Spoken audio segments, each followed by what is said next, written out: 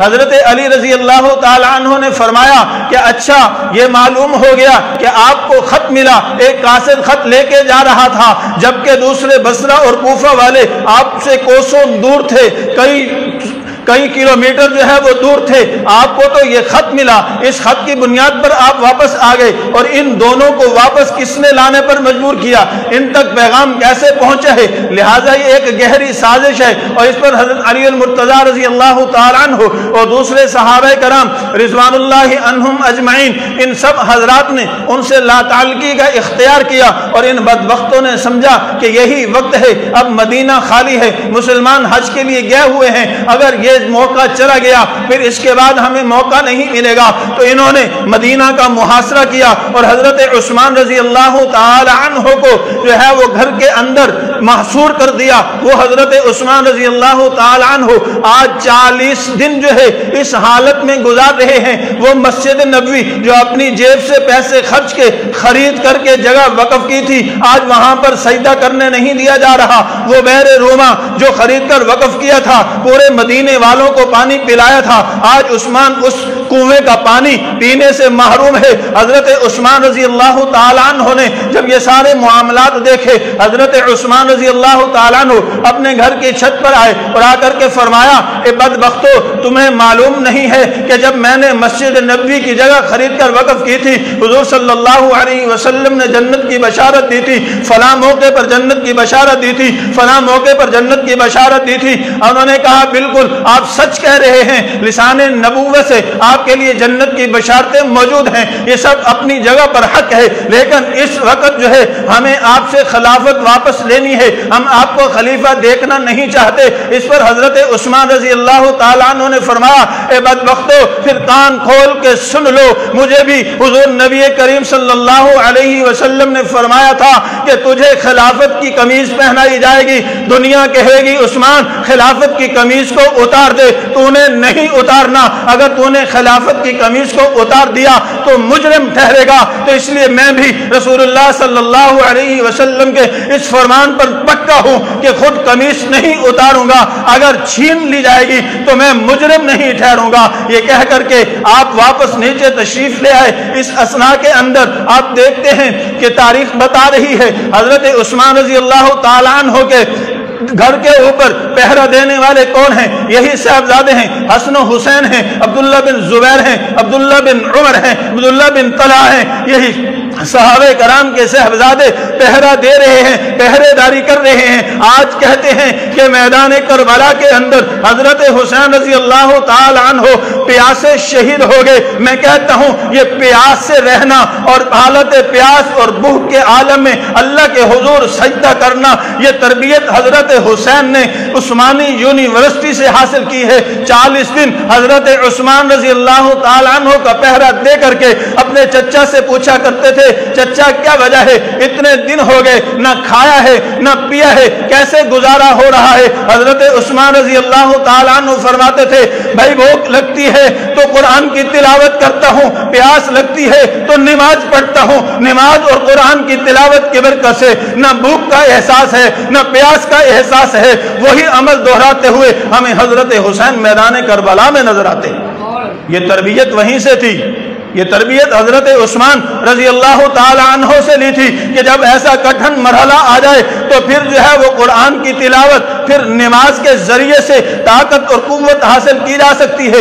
انتہائی اختصار کے ساتھ آگے بڑھتا ہوں۔ سیدنا عثمان بن عفان رضی اللہ تعالی عنہ جمعے کا دن ہے، شب جمعہ میں خواب دیکھ رہے ہیں، حضور نبی کریم صلی اللہ علیہ وسلم خواب میں زیارت ہوتی ہے، فرماتے ہیں اے میرے عثمان 40 دن ہو گئے تو روزے سے ہے، آج تیاری کر لے، آج تو نے افطاری ہمارے ساتھ کرنی ہے۔ حضرت عثمان رضی اللہ تعالی عنہ 40 دن بھوکے پیاسے رہنے کے باوجود 82 سال کا یہ بوڑھا، اسلام کا محافظ، اسلام کا خادم، حضور نبی کریم صلی اللہ علیہ وسلم کی لسان نبوت سے 20 مرتبہ جنت کی بشارت پانے والا، آج صبح اٹھتا ہے تو تر و تازہ ہے، تازہ دم ہے، طبیعت حشاش بشاش ہے، چہرے پر رونق रौनक है, चेहरे पर मुस्कुराहट है, और बीवी देख के कहती है आज अजीब कैफियत है। हाँ, क्यों ना कैफियत हो, आज आका दो आलम सल्लल्लाहु अलैहि वसल्लम की ज़ियारत हुई है, आप सल्लल्लाहु अलैहि वसल्लम ने बशारत दी है, लिहाजा लो मेरा वो पैजामा जो आज तक मैंने नहीं पहना, आज वो ज़ेबे तन करूंगा। नया लिबास पहनते हैं, नई पगड़ी बांधते हैं, और आप जो है खुशबू लगा करके तैयार होते हैं, कुरान की तिलावत में मसरूफ हो जाते हैं, और इस इंतजार के अंदर हैं कुरान की तिलावत करते हुए कि किस वक्त शहादत का वक्त आता है। इधर से बदबख्त है ऊपर से फलांगते हुए आते हैं, आकर के आप पर हमला आवर होते हैं। सबसे पहले मोहम्मद बिन अबी बकर आकर के आपकी रिश मुबारक को पकड़ते हैं। आप फरमाते हैं मेरे भतीजे, अगर तेरे वालिद मौजूद होते, वो इस हालत में तुझे देखते, उनका रद्द अमल क्या होता? तू जानता है वो ऐसे नहीं थे, उसको शर्म महसूस होती है, छोड़ करके चला जाता है, और आगे किनाना बिन बशर बदबख्त आता है, वो आप पर हमला आवर होता है। अमर बिन हमक आगे बढ़ता है, वो आपके ऊपर खंजर से हमला आवर होता है। आपकी बीवी नायला देखती हैं, आगे बढ़ती हैं, बचाने की कोशिश करती हैं, आपकी उंगलियां जो है वो कट जाती हैं। हजरत उस्मान फरमाते हैं ऐ बदबख्त, अल्लाह तुझे तबाह बर्बाद करे, अल्लाह तेरे हाथ और पांव जो है वो तोड़ दे, अल्लाह तुझे जहन्नम रसीद कर दे। ये अमर बिन हमक है जिसको हजरत उस्मान ने ये बददुआ दी है। ये बदबख्त आपके ऊपर चढ़ करके जो है वो मजीद खंजर के वार करते हैं, खुद सीने से जो है खून की फवाद निकलती है, कुरान खुला हुआ है और उसके ऊपर खून के कतरे जाते हैं। आज भी मदीना की लाइब्रेरी के अंदर वो खून आलूद कुरान, वो नुस्खा, वो मसहफ जो है वो मौजूद है, और अल्फाज के हैं फासा यकफीकहुमुल्लाह व हुवस समीउल अलीम। इस आयत मुबारक पर वो आपके खून के कतरात जो है वो इस मसहफ पर जो है वो जाते हैं। सैयदना उस्मान रज़ी अल्लाह तआला अन्हु, तेरी शान पर अल्लाह की तरफ से दिए हुए एजाज पर कुर्बान जाऊं, किसी की शहादत का गवाह कोई है, किसी की शहादत का गवाह मुसल्ले रसूल है, लेकिन कुर्बान जाऊं तेरी अजमत पर, तेरी शहादत का गवाह खुद कुरान है। तेरी शहादत का गवाह खुद कुरान है। कुरान अल्लाह की सिफत है, और कुरान के ऊपर आपके खून के कतरे जाते हैं। मेरे दोस्तों, हजरत उस्मान रज़ी अल्लाह तआला अन्हु को इस अंदाज में जालिमाना तौर पर शहीद कर दिया जाता है। 40 दिन का भूखा प्यासा ये शहीद हो जाता है। तजहीज़ और तकफीन के मराहिल आते हैं, उसमें बागी रुकावट डालते हैं। हजरत अमीर मुआविया की हमशीरा हजरत हुजूर नबी करीम सल्लल्लाहु अलैहि वसल्लम की ज़ौजे मुतहरा उम्मुल मुमिनीन उम्मे हबीबा रज़ी अल्लाह तआला अन्हा मैदान में आती हैं। बदबख्तो, अगर इसकी तजहीज़ और तकफीन के अंदर तुमने कोई रुकावट डाली तो मैं फिर जो है वो नंगा सर करके मैदान में आ जाऊंगी, फिर अल्लाह का जो अजाब नाजिल होगा तुम उसका मुकाबला नहीं कर पाओगे। इससे वो डर गए, तो फिर रात की तारीकी में आपको जन्नतुल बकी के अंदर चंद लोगों की मौजूदगी में, चंद सहाबा कराम की मौजूदगी में दफन कर दिया जाता है। आप तो शहीद हो जाते हैं, लेकिन किस बुनियाद पर? हुजूर नबी करीम सल्लल्लाहु अलैहि वसल्लम ने फरमाया था, दुनिया कहेगी कमीज उतार देना, लेकिन उस्मान तूने कमीज नहीं उतारनी। आप सल्लल्लाहु अलैहि वसल्लम के इस हुक्म पर आपने अपनी जान जो है वो कुर्बान की और जामे शहादत नोश किया।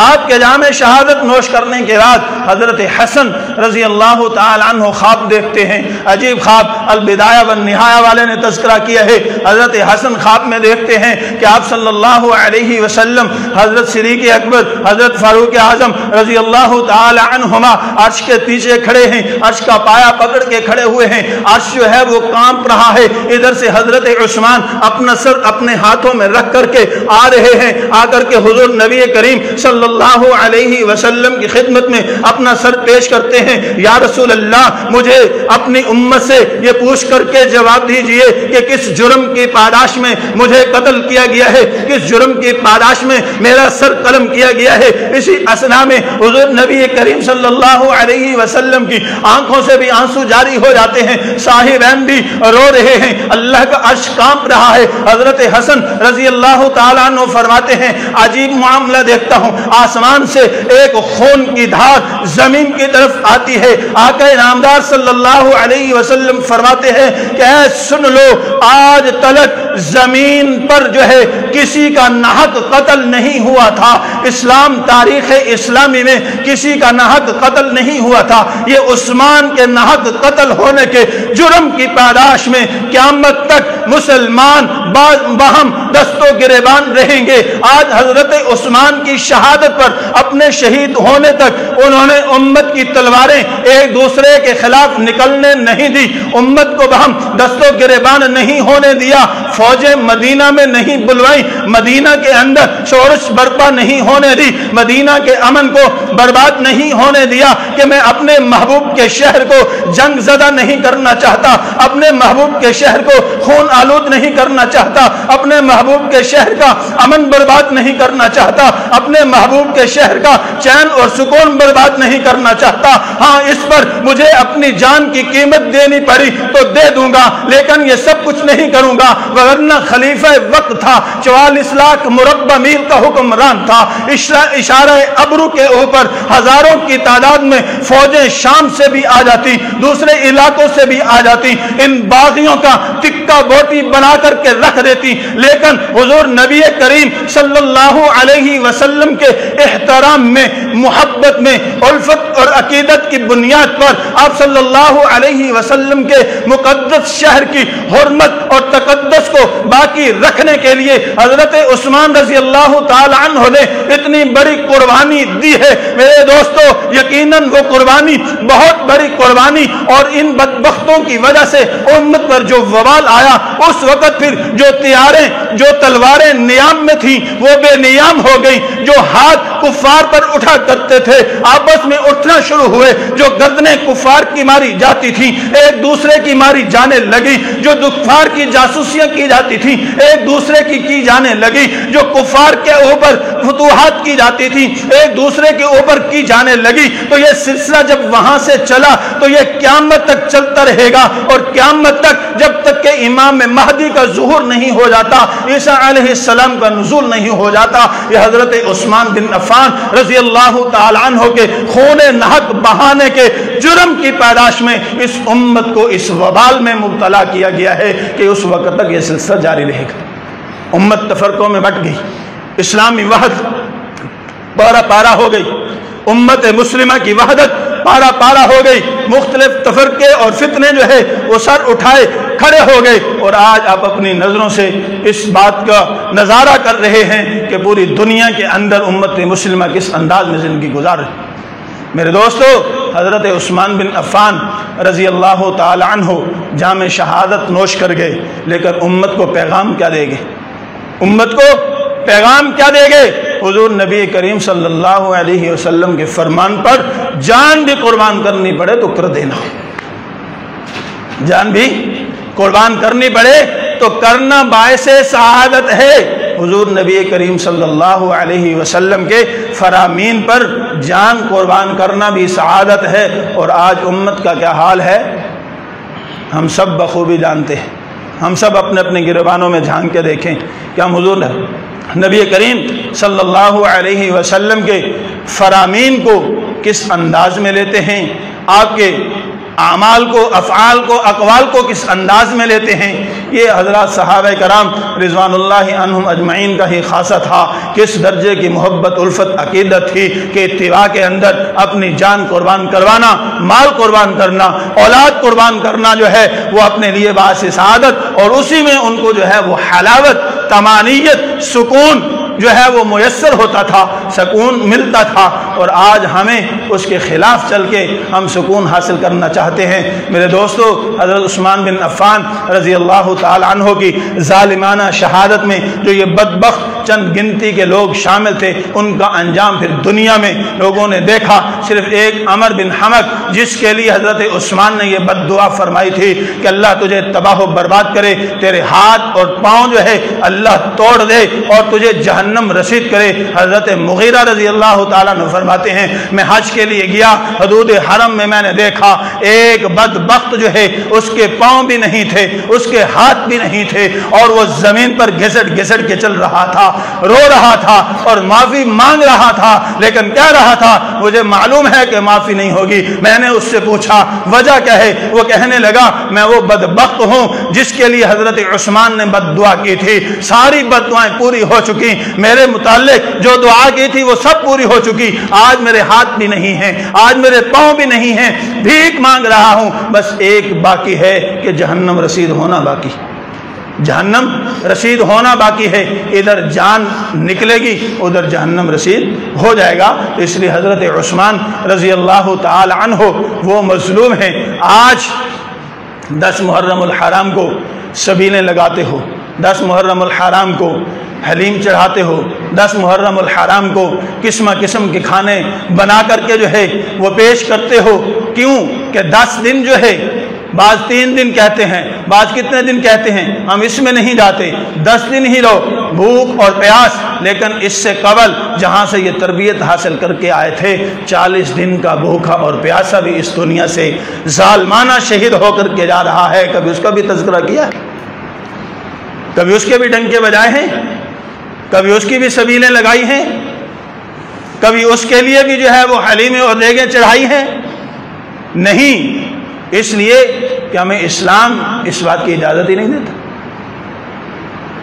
ہم مسلمان ہیں، اہل سنت والجماعت ہیں، اور مذہب دین اطاعت کا نام ہے، اپنی خواہشات کا نام نہیں ہے۔ اطاعت کے اندر رہتے ہوئے شہید پر تو شہادت کی خوشخبری ہے، شہید کی شہادت پر خوشخبری ہے، غم نہیں ہے۔ شہید کے گھر میں جا کر کے اس کو مبارک دی جاتی ہے، تعزیت اور سوگ نہیں منایا جاتا۔ یہ اسلامی تعلیمات ہیں۔